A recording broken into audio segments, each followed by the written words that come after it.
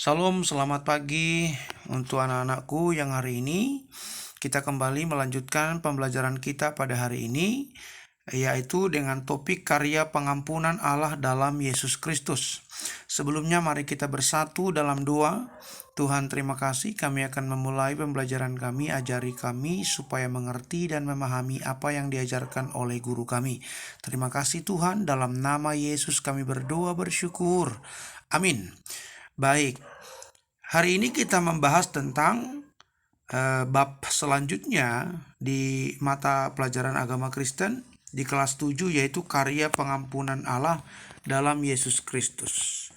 Nah, Yohanes 3 ayat 16 saya akan bacakan untuk kita. Karena begitu besar kasih Allah akan dunia ini, sehingga ia telah mengaruniakan anaknya yang tunggal, supaya setiap orang yang percaya kepadanya tidak binasa, melainkan beroleh hidup yang kekal. Jadi inisiatif untuk memberikan keselamatan dan pengampunan itu bukan datang dari manusia, tetapi itu datang dari Allah sendiri.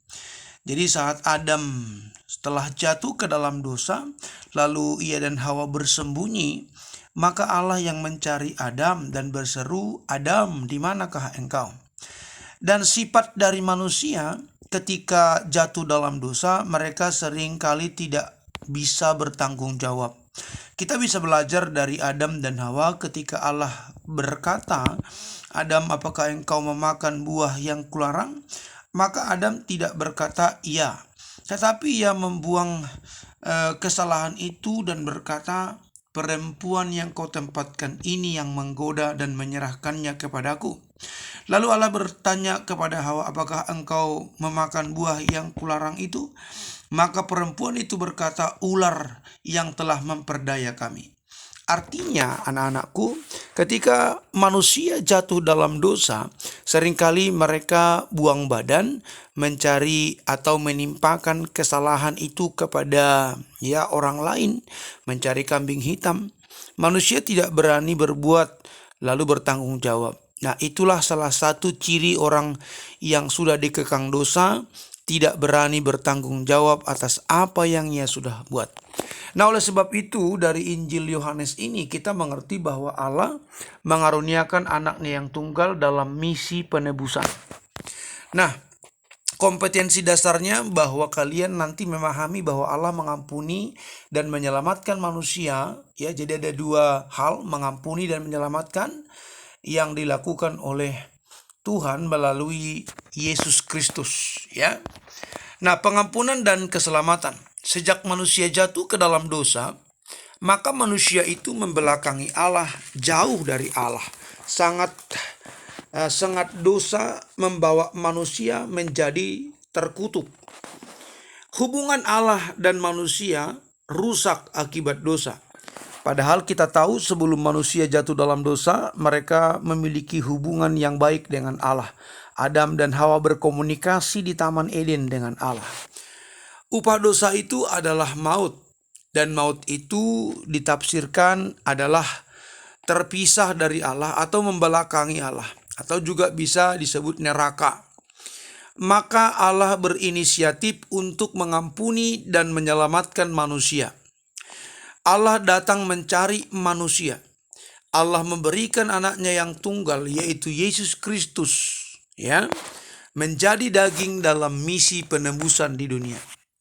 Lalu apa itu keselamatan?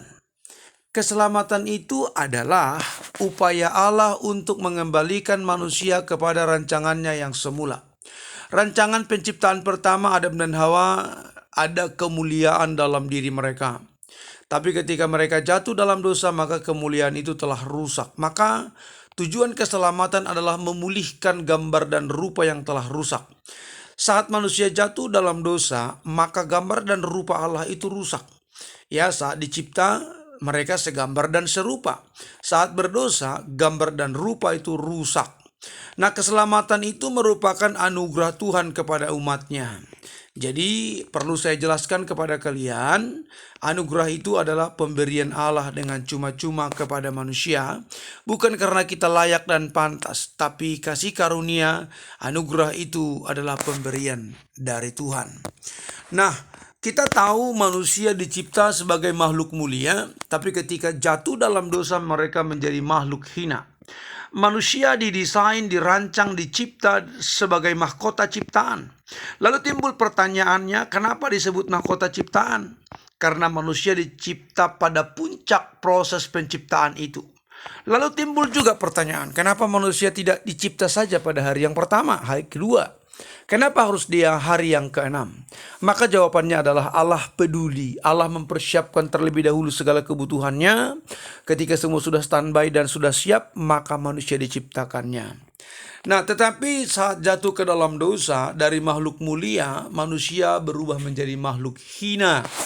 Ya, mereka menjadi makhluk yang telah rusak, ya, ternoda di mata Tuhan. Ya, nah kita tahu besar atau sehebat apapun salah dan dosa kita, asal kita datang kepada Tuhan, kita akan tetap bisa diterima. 1 Yohanes 1 ayat 9.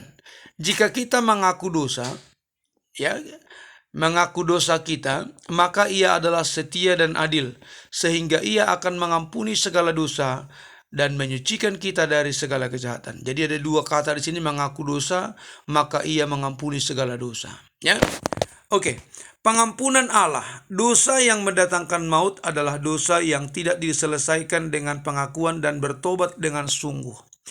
Sekecil apapun dosa kita, mesti mengaku dan komitmen tidak akan mengulanginya lagi. Itulah pertobatan.